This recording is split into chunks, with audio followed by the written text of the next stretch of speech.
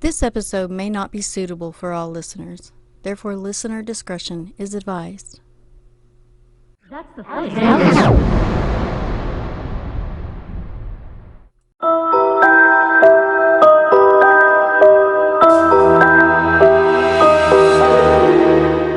Hello, strange ones. I'm Lisa. I'm Faith. And I'm Sharon. And this is She Sees Weird People.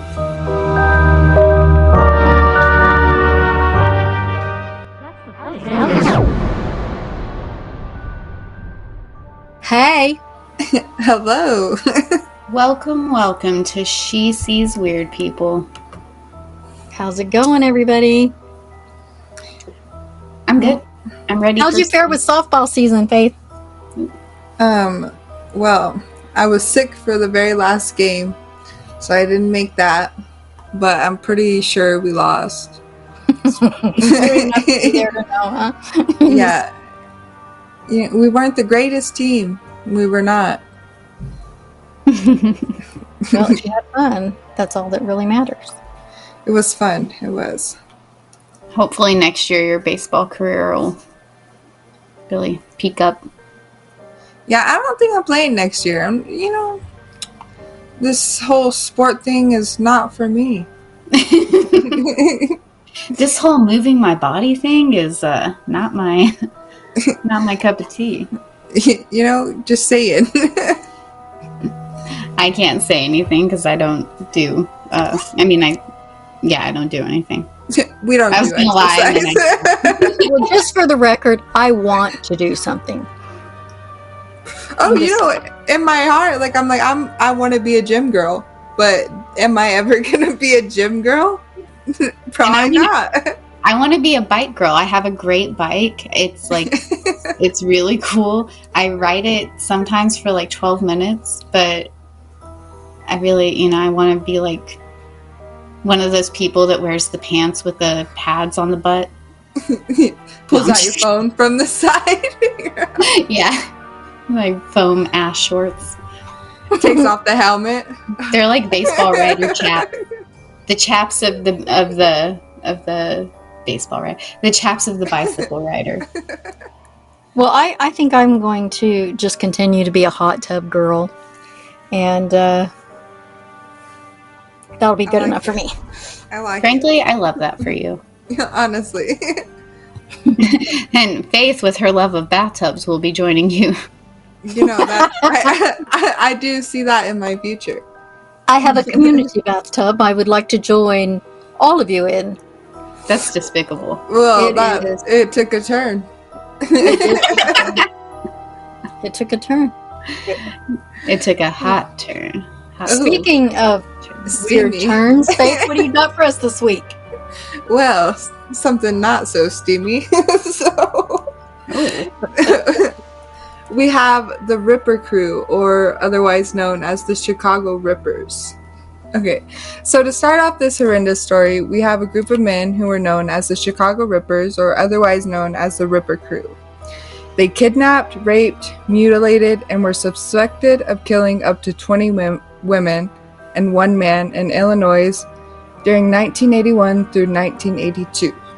Oh my gosh. That's a lot in a short span. Yeah, they went a little crazy, Got cray-cray with it. They did. So, this crew was made up of Robin Getch, Edward Spritzers, and brothers Andrew and Thomas Cocorellis. There was 4 of them? Yes. And where do you find 4 people who think like that in one place? And as us 3 sit here and talk about death and destruction. I know, we're like, we love this. No, but really, that is, what are the odds? Yes. And so Robin Getch was the leader of this group, and he was born on November 30th, 1953 in Menard, Illinois. Edward Spritzer was born January 5th, 1961 in Chicago, Illinois. Thomas Cocorellis was born July 10th, 1961, and his brother Andrew was born July 18th, 1963, both in Villa Park, Illinois. So they were all pretty much around the same age. But Robin Getch was older So than all of them. was he like a ringleader, perhaps? Yeah, so he was known to be the leader of this group. So Getch is a bitch. Getch is a bitch, you know. Really impressed with your rhyming. Thank you. I'm the queen of rhymes and dad jokes. Tis true, tis true. So now that I've told you a little bit about them, let's get into what they've done and to who. Because believe me, it's a lot. That's the funny. The first victim of this group was Linda Sutton, and on May 23rd, 1981, she was kidnapped in a tourist-heavy area in Villa Park, Illinois. She disappeared for 10 days. On June 1st, 1981, police got a call about a foul odor behind the Rip Van Winkle Motel, a known spot for drugs and prostitution. So, when cops arrived, they found Linda's body. It was badly mangled and decomposing. Oh my goodness. Okay, Yeah. so she'd been dead for a minute. Yeah, so she had handcuffs on her wrists and a gag in her mouth. Her panties were missing, and the coroner found she had been gang raped, stabbed, and her breasts had been cut off. Yes. Did they find them in the crime scene, or were they gone? Her breasts? Yeah. Gone. So she also had a roll of cash in her socks. So that led police to believe that it wasn't a robbery. It was just clearly they wanted to go after this girl. So she had only been dead for 3 days, but due to the large wounds, it made it easier for decomposition to begin. Okay. So I was like, she must have died right away if she's already in decomp. yeah, so because of her breast being gone, the large wounds, it just kick-started it. Hmm. Yeah. And I'm afraid of a Gruesome. mammogram. Right? Can't do it. But I'll be filling up my own breast for that, okay? I'll be filling myself up after this story. I got it. So, this would be the first That's victim. fun. What's fun? You two and your. Filling our I don't want breast. no Kevorkian coming in. Okay. Oh, shoot. Got weird. It's only weird if you let it be weird. And I let it. That's the funny. This would be the first victim, but not the last, and many of them would sadly turn out to be as gruesome as this one.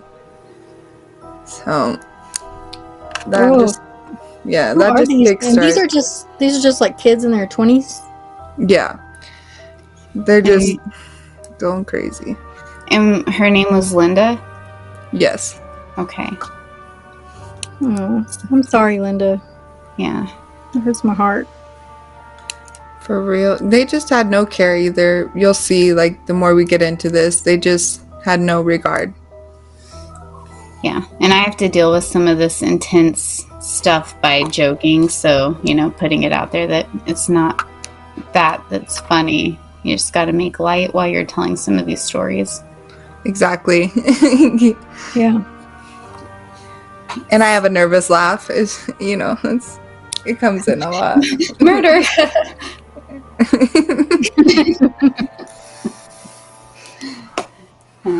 Okay, so 1 year after their first victim, on May 15th, 1982, they abducted Lorraine Borowski.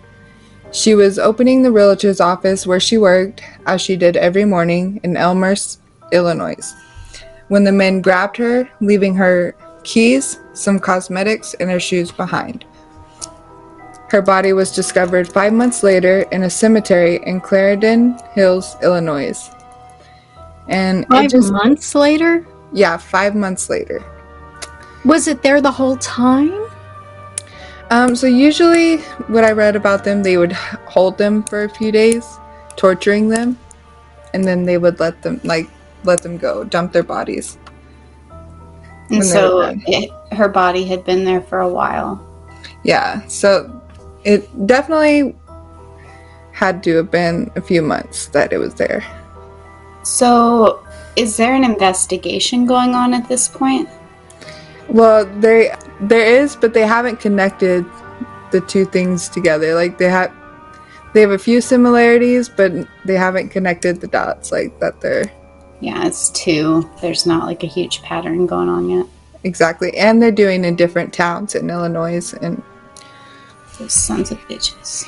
they don't really have a type of women either. They just who's alone, Just Elle's, Linda's, and Lorraine's. who's easy. Oof. Okay. And so it just continued on from there. On May 29th, they abducted Shu Mak. She got out of the car after having an argument with her brother, never to be seen again. She was abducted from Hanover Park, a village northwest of Villa Park. Her body was not found for 4 months until it was discovered in a field in South Barrington. So- Wow. I hate that for a lot of reasons, but I was just thinking about like her poor brother. Like, I would feel like if it was my sibling, I would be like, I cannot believe I let them get out of the car. But even though, Exactly. like, clearly, like, not. Yeah, whether it was your fault or not, that's I couldn't imagine the guilt. That would Yeah. Shit. shit. these guys. They know where people don't go. Yeah, clearly. You know, you would think in a cemetery somebody would go visit their people there. You know, but the other one was there for 5 months, so they like have an idea. Well, and like I also get that some parts of cemeteries aren't visited as much. Like, say, like they have like much older death dates, but aren't there supposed to be people that are going around like cleaning up, checking stuff out? Yeah, the maintenance. That's the place. 2 weeks later, they then abducted Angel York in their van. So they had this red van, which is usually what they use to kidnap all their victims. So that just give you a little bit of insight on that. Okay. And So it's a red van. Do we know what style? That was all they described, though, was just a red van. yes, That's all the description they had. yeah. But if you do look up, it shows you a picture of the van. I'll look it up in a minute. Yes. So they handcuffed her and slashed her breasts before throwing her out of the van, still alive. Oh, Yeah. Did she so- survive? She did. She survived this. I'm sorry for what happened to her, but I'm glad she survived. Yes, for sure. Sadly, though, her description of her attackers failed to produce any leads, so it went nowhere. they didn't find any like any physical evidence. Exactly. They couldn't trace anything to anybody. Okay. How is that even possible? That's Right? crazy. That's what I'm saying. And this was, what year was this? 1982. So this was at the birth of like DNA. Yeah. Then, 2 months later, they struck again. On August 28th, 1982, the body of Sandra Delaware was discovered on the bank of the Chicago River in Illinois. She had been stabbed and strangled to death, and her left breast was cut off. Okay, so they have a definite signature going on here. Exactly, cutting off the breast. And I looked strangling. up the van and I see why you did not like remember the exact type. It's a 1976 Dodge B1 and it's like a red orange color, but you can't even see the name on it. Is that like a very common color for that time or something? Sorry, say that again. I just feel like a red van would stick out. Yeah, it's like a red-orange van. Maybe that was just a common color at that time. I remember there being a lot of orange pickups when I was in about the early 80s. Maybe that was just a kind of... All the hippie colors. Yeah. So, now, on September 8th, 1982, 31-year-old Rose Davis was found in an alley in Chicago, suffering identical injuries as Sandra Delaware, the woman killed a month earlier. Clearly, they have no humanity for women, and still, we have more victims to go. Although, I can't get to all the crimes and all the victims, because there's 20 of them. I hope the ones that I'm providing you give you an insight on the ruthlessness of these men, and just how far they're willing to go. 20 victims? Yes. That's all that we know of. Yeah. And did they were all women with like lacerations or missing breasts? Yes. That's raped, tortured. What are these weirdos doing with 20 boobies? Well, we will get to that later on. Oh, she's got answers. Oh boy. Tis true, there is a reason. But a good one, I would imagine. You know, probably to them it was good, but to everybody else, it's what the fuck. Yeah. You know? It's what the fuck. Okay. So the gang had one male victim, and that is who we were going to get into right now. On October 6, 1982, the gang shot 28-year-old Rafael Tirado, a local drug dealer, and his friend, 18-year-old Alberto Rosario, at a phone booth in a random drive-by shooting. It was said to be a random drive-by, but I read an article that said that David Getch was hired to kill him. No, Well, it was never proven, whatever, but that was a suspicion. It seems like an interesting coincidence that it's like a drug dealer in a phone booth. Like, right? Like, sounds like set up to me. Chilling on the corner. It's like a whole movie scene. Yeah, it is. According to Spritzer, he was driving with Getch when he told him to slow down, and he then took 2 guns from the back of the car and told Spritzer to stop the car and then open fire on the 2 men. He hit both of them, and 18-year-old Alberto survived, but Rafael died at the hospital, making him the gang's only male victim. Yeah. I mean, honestly, I feel like they had to have gotten some kind of incentive from that, because they clearly have a type of, like, maybe not super specific, but women. Exactly, and torturing them. And yeah, that's a break. That doesn't happen. It's like organized crime. Exactly. Yeah. So I do believe that he was hired. He was a hired hitman for that one, because you don't just drive by and you're like, oh, let's shoot him. You know, like, you. I'm just saying. Weird. Yeah. Weird. And you're right. Looking at the victims, I don't see like a huge, like, I don't see a lot of commonalities. Exactly. They all look totally different. It kind of just seemed who was alone, who was easy to get, situational wise. Yeah, and you know, if there's 4 of them, that makes more sense, because if it was one of them, then I would imagine that the typology would be different. Like, they would have the same type of woman, or she would have the same job. Like, you know how, like, some serial killers go after, like, prostitutes because they don't see value in them, which is absurd. Exactly. Yeah. So that same day, the gang committed their final crime in Chicago. Robin Getch alone lured a prostitute, Beverly Washington, into his car by offering more money than what she asked of him.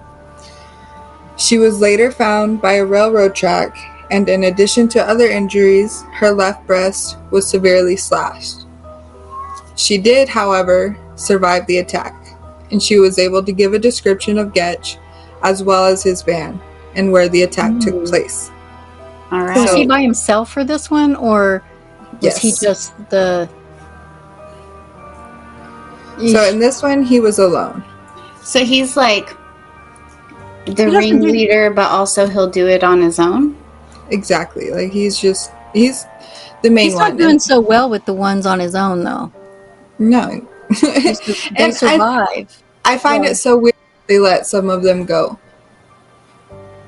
Well, yeah, and then that they took some of the breasts and some they just like slashed and let go. It is strange. Is it always the left breast? For most of them, it was said that it was the left breast, but they did some of the other breasts as well, which I think it could be just different members, you know. Maybe like it's just like what's most natural for like a right-handed or a left-handed person. Exactly. Oh my goodness, Okay. Yeah. that is effed up, y'all. Yeah. Yeah. But he did try to leave Beverly for dead. So she was severely beat up, raped, and like on the brink of death when she was found. Well, I'm glad she survived, but man, the aftermath of something like that emotionally. Yeah, I could not imagine. Okay. And so that was the final. Final victim, and she was able to identify him. So then, on October 20th, 1982, he was arrested in connection to the attack on Beverly. Okay. He then posted bond, and he was released. Just Oh my like that. God. Yes. Just like that. And this is 1982. Yes. They let him out. Yeah. But he was then rearrested on November 5th and was indicted in order to be held on a $1 million bond. So they didn't want to let him out this time. Oh my So- God. So they probably couldn't hold him on the. Well, I don't see how they couldn't hold him. He slashed a lady. Maybe they just didn't have as much evidence as they did the second arrest. Exactly. Yeah. Or they knew more. I don't know. Carry on. Sorry. Yeah. So Getch was the only member who maintained his innocence, and he was never tried for any of the other murders due to lack of evidence. So he got away with a lot. Yeah. He's the ringleader, and he was the oldest, also, right? Yep. Okay. In 1983, he was finally convicted of attempted murder, aggravated kidnapping, deviated sexual assault, and rape of Beverly Washington. So that final one is what got him for everything. Okay. And so, what was. Many a question. Any question? Okay. My first question is what was his sentence for? So he was sentenced to 120 years in prison. Okay, so Not enough, by the way. Exactly. no, but they got him in there for life so he can't hurt anyone else is one good But thing. also, one thing to add, before his sentencing, Judge Mahone told him that only a devil would do these things. An animal would not do these things. A monster would. And he also stated that Getch left Beverly for dead and was lucky to not be on trial for murder. And he is serving his sentence in Danville Correctional Center, and his parole date is projected to be October 10th, 2042, when he is 88 years old. It sounds like they know he was part of these other things, so hopefully, parole is not an option. But how did these other guys get caught? So, to continue on, because each one kind of just implemented the other. They were all friends. They were like, well, he did this. Oh, well, who's this? And kind of just went on from there. And they would interview each one. And each one gave up their own piece of each crime, So did they all stick together, or did they turn on each other? They all turned on each other. But besides Robin Getch, he claimed that he was innocent. He didn't do none of these. He had no knowledge of any of these crimes. But they said that that Getch was involved. Yeah. So on each, a little side note, for each of the other three men, their defense was mostly that Robin Getch was the leader and he brainwashed them and he basically forced them. Everybody's implicating each other. Yes. So next we have Andrew Kokorellis, who was arrested on November 7th, 1982, as well as Edward Spritzers. So they were arrested on the same day. They both confessed to up to 17 murders. Jeez. Yes. 3 days later, they were indicted and ordered to be held without bond. Wow. Yeah, and so we'll start with Andrew. So Andrew Kokorellis was convicted of murder, aggravated kidnapping, rape, and the death and rape of Rose Davis. In 1985, they sought the death penalty for this, but as he was sentenced to life in prison without parole. But they do separate trials for him. So Okay. it continues on. Next we have on March 18th, 1987, Andrew was convicted of the murder and aggravated kidnapping and the death of Lorraine Borowski. He was sentenced to death on April 30th, 1987. He was executed by lethal injection on March 17th, 1999. So this guy, because they were all tried separately, Mm-hmm. and this jury just did not like this guy. No. And so he was the only one to be executed out of these four men. That's interesting. Yes. But to let it be known, because we are going to get into that later, but the only reason he was the only one was because the laws overchanged. So another one was sentenced to death, but because the law was overchanged, he's just on life without parole. Oh, okay. So did they kill this other guy? They executed this other guy before the laws changed. Yes. Ah. He was the last man to be killed by lethal injection. By lethal injection in Illinois. And then the law was overturned. Yes. Okay. So he declined his last meal, and some of his last words were, "To the Borowski family, I am truly sorry for your loss, and I mean this sincerely." Okay. He then cited a verse from the Bible, and then he was executed. Yeah. So both brothers, Andrew and Thomas, they were raised in the Greek Orthodox Church. And they actually fought for Andrew to not be executed. The church did. Okay. So that's another little thing in there. Okay. What? I wonder what. I mean, I guess some people are just anti-death penalty. I'm not saying I'm pro. I think that there's situations where some humans are not even human, but I mean, how do you fight for someone who's cutting off people's breasts? Exactly. I'm not against the death penalty per se for people who deserve to. If you are such a bad person that to be let out on society, or even your fellow inmates, if you're that volatile. Yeah, if you're that diabolical and evil, and there's no doubt of your guilt, maybe if the family thinks that's what should happen, that's what should happen, because they're the ones who are bearing the brunt. Yeah. It's the innocent people that worry me. Yeah. And I'm looking at their pictures right now, and they look cynical. They're like dead in the eyes. No, they really are. It's like they got nothing for you emotionally. But okay, I'll say 3 out of 4 are like relatively attractive, especially Getch. And so I can see how they might like have charmed, number one, the women, but also like people to support them. You know, they're young.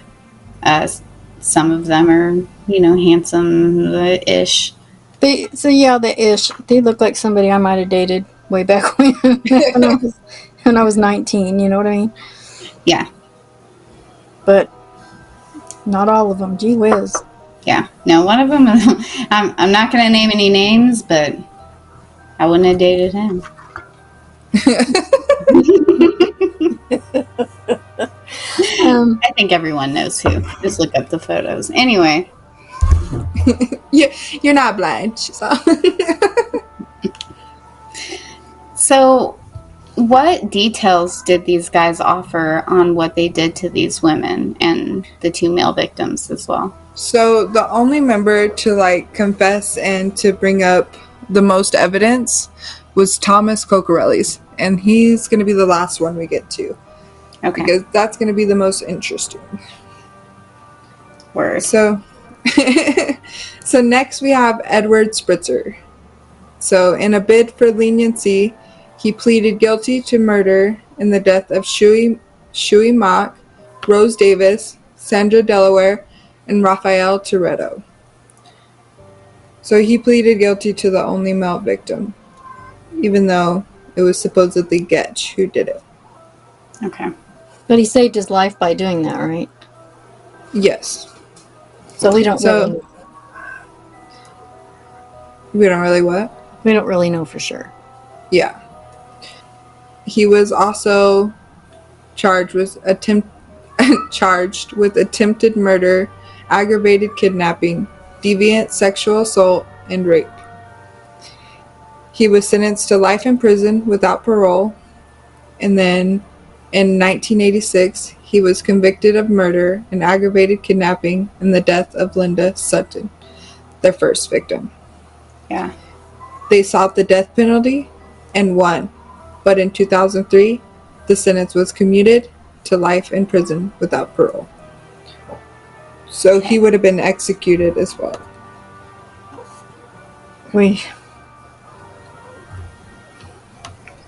But he got lucky. He got lucky. Yeah, no kidding. I don't know. I don't feel like that's a lucky life. Yeah, but you know, for all I mean, intents it's and relative. purposes, you know, yeah. It's all relative. Okay. And now, for the final member, we have Thomas Cocorellis, who was arrested on November 12th, 1982. And during his interrogation, he confessed that he and the others would take the women back to Getch's place, a place he called his Satanic Chapel. So he had an attic in his house, and that's where they called the Satanic Chapel. What a nightmare.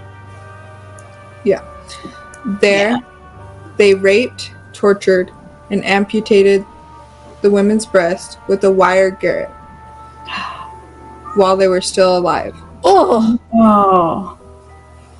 Yeah. oh my So- God. He What? also said they would eat parts of the flesh as kind of a sacrament or as part of their communion. Oh my God. So they were cannibalizing. I'm not gonna Yeah. make it. I am not okay right now. So this is where it gets freaky and where you kind of get a picture as to why they were cutting off the breasts. Oh, Yeah. So it's like part of their ritual that they have going on. Exactly. Sick. He was the only one to admit this, Thomas was, and kind of got some heads turning. I need glitter.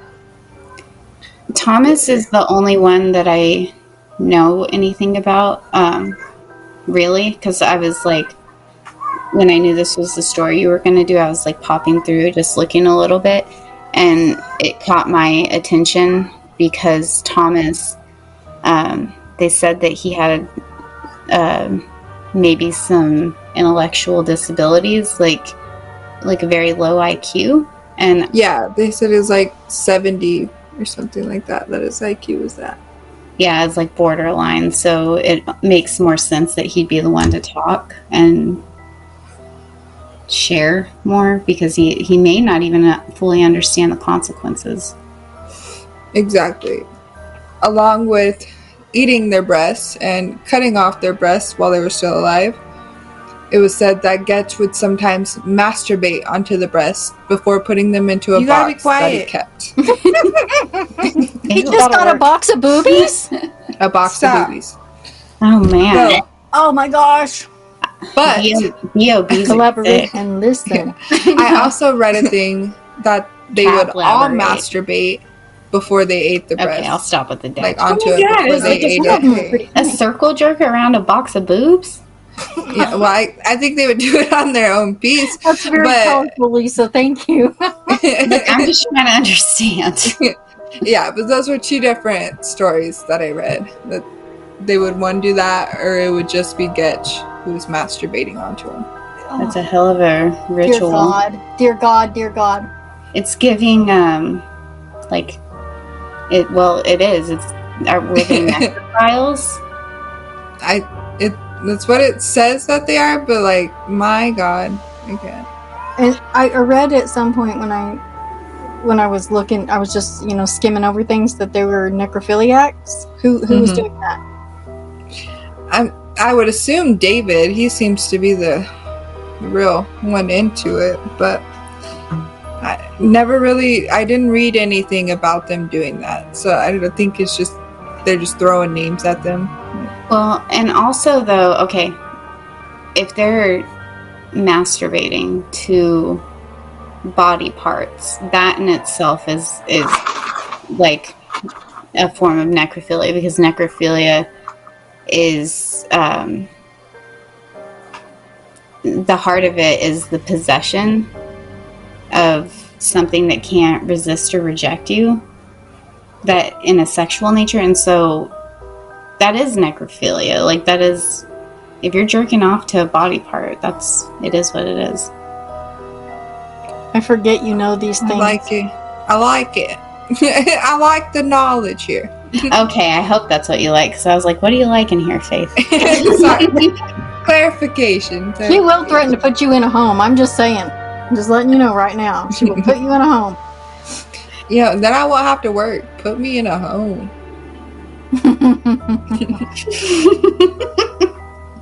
She's like 3 meals a day, and I get to play bingo with Gladys.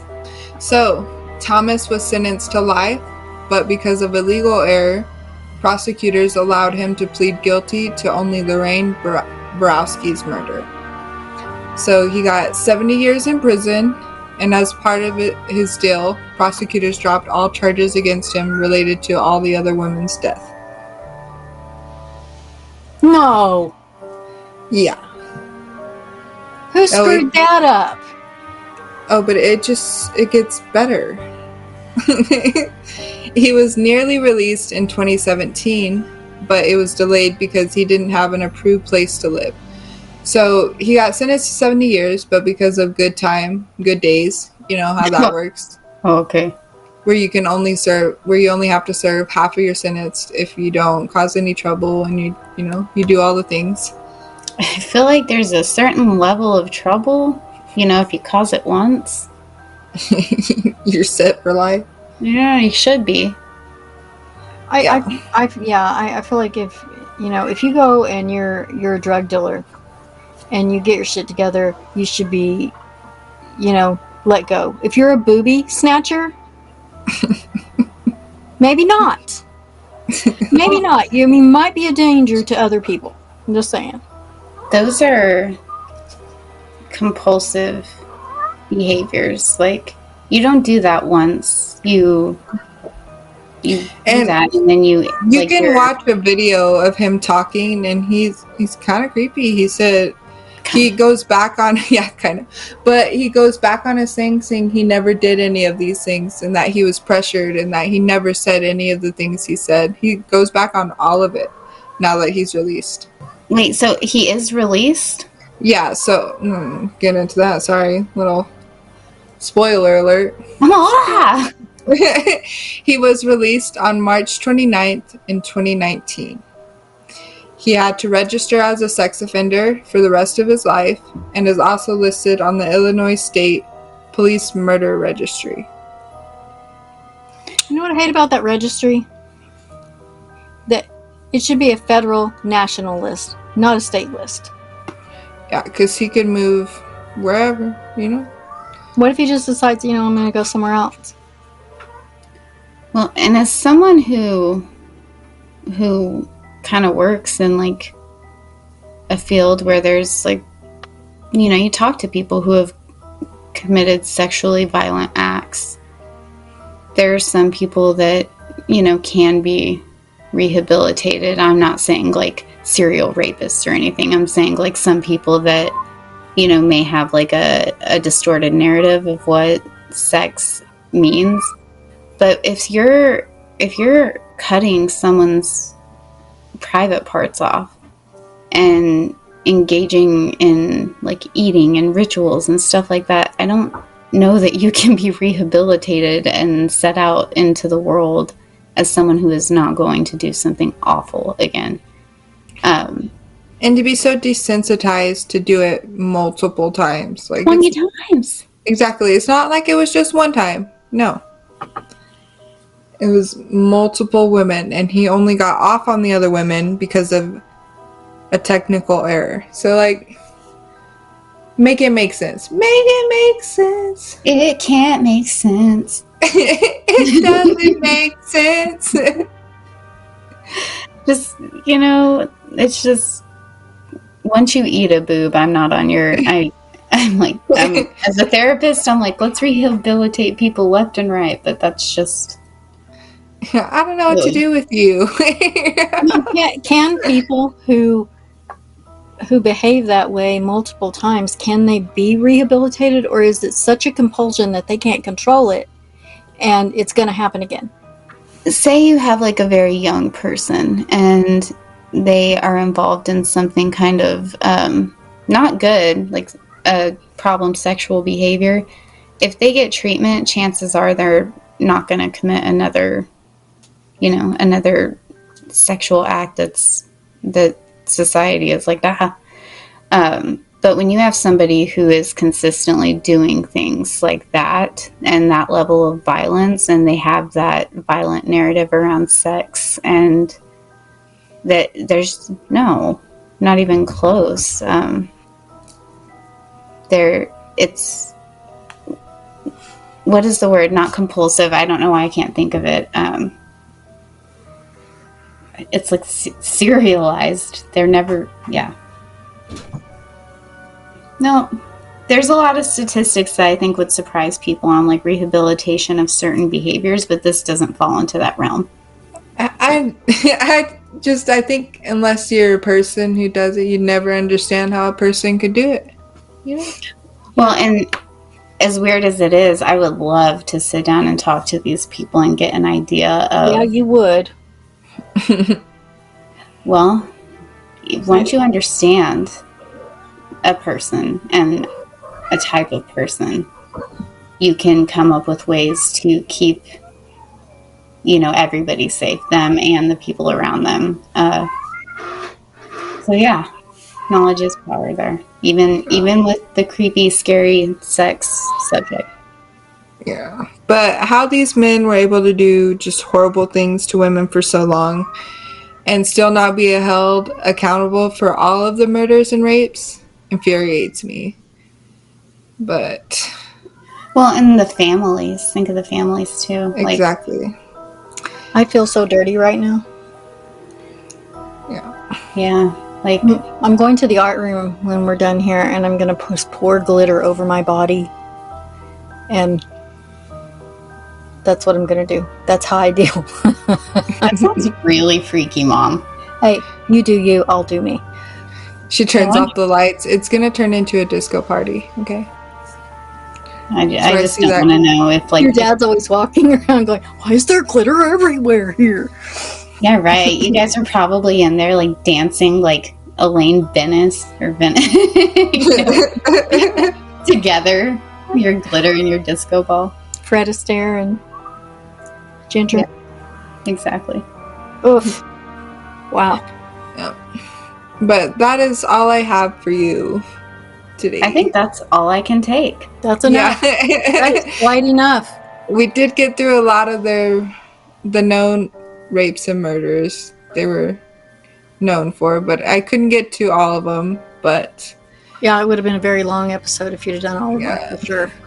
But it was very gruesome, very uncalled for. And the few questions that I had for them that I asked them earlier were these. Do you believe that David Getz deserved the death penalty? Yep. And my first instinct is to be like, heck yeah. But I agree with what you said earlier, Mom, about, really honoring families. And, like, the family's wishes of the victims. Yeah. Because, like you said, they're the ones who carry it. What do you think, Faith? I believe that he should have been held accountable for more than what he was. What he was. And not so much like the death penalty, because either way, like, it looks like the tables were turning on that no matter what. But I do believe he should have been held accountable for more. Yeah, it sounds like all of them. But you know what? Like, retrying cases and, like, adding different things on, sometimes it takes so much, or, like, people make deals so that, and the prosecution is like, okay, as long as we get them behind bars for life. So, question number 2. Cool. Do we believe they ate the breast as part of a ritual? Or were they just cannibals? Or do we believe they did it at all?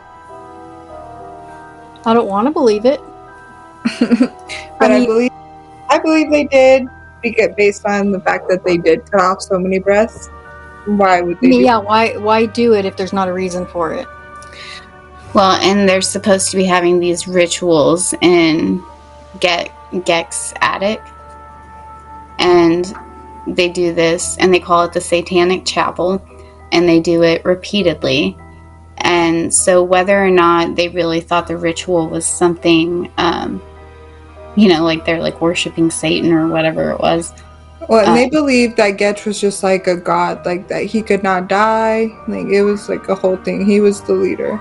It does sound culty, and I think also when they have like these kinds of rituals, it's like a way to justify their behavior. Like, this ritual wouldn't have worked without it. Couldn't have done it without the boob. Without the boob. Yeah. It's not funny, but it just... I mean, you gotta have some comic relief there, but it sounds like they thought, like, it sounds culty as hell, honestly, like a little baby cult. Yeah. So, it's a yes for me. And question number 3. Should Thomas be walking the streets free right now? Fuck no. Hail to the no. No, that makes me want to, like, walk around town and carry a katana because there's a boob slasher out there. Well, can you imagine the family of his victims? The ones he got convicted for, and he's still out? Like, they're the one he got convicted for? Yeah, and even though it's not, it wasn't really their MO to, like, go after anybody but these seemingly random victims, but I know that families often feel afraid, like, that person isn't locked up. Maybe they'll come after the family, or what are they going to do to someone else? It's disgusting that he's not behind bars. Yeah. That's remarkable. Astonishing. That is remarkable. I just can't believe he's. But so I don't go anywhere. I stay home and read about it. What can you say? I mean, he served his time. He did what he was told to do. So, really, it's not his fault that he got free, you know? That's the point. Well, ladies. That is everything I have. I gave it all. All to y'all. Yeah, no, you did. That was a story. We came. we saw. We heard some really weird shit. From the cat lady herself. Like, I know, Faith's cat is just like, meow, meow. she's in heat. I'm glad she could be a part of this podcast. It'll be fun to edit that. Yeah, I'm gonna invite my dog next time, and it'll be great. Go away. Bye. Bye, guys. Bye.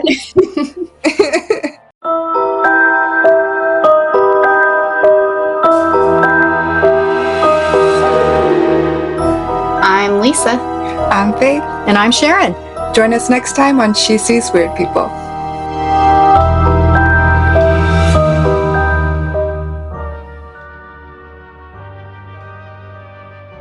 Thank you so much for listening. If you have a weird story to tell or a case idea, contact us at weirdpeople@sheseesweirdpeople.com.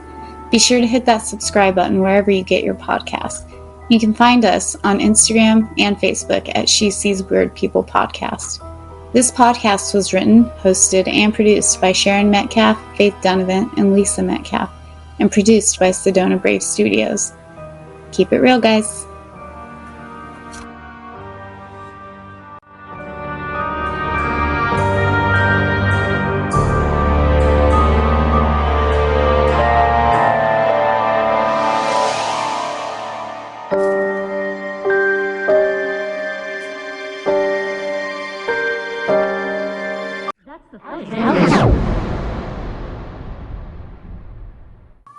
All Go of away. Faith's killer animals.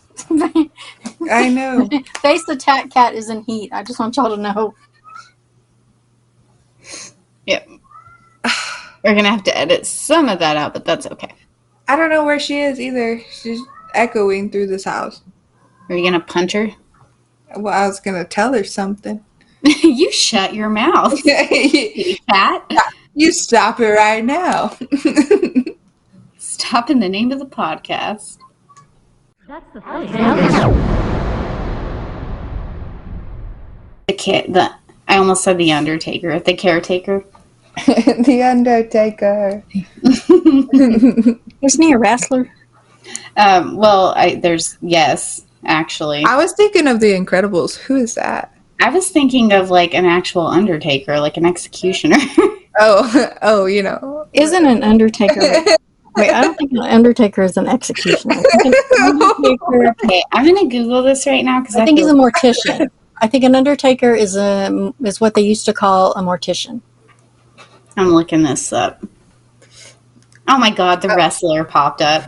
Told you so. Told you so. Okay, you're right. A person whose business is preparing dead bodies for burial or cremation. Maybe it's the wrestler that made me think it was somebody that like was destructive. I'm gonna shut up. That's the funny sound.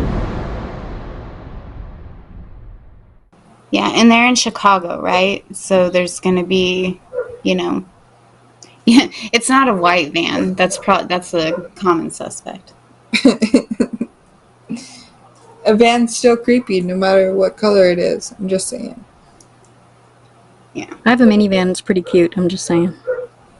You know, Don't what you use it for, Mom.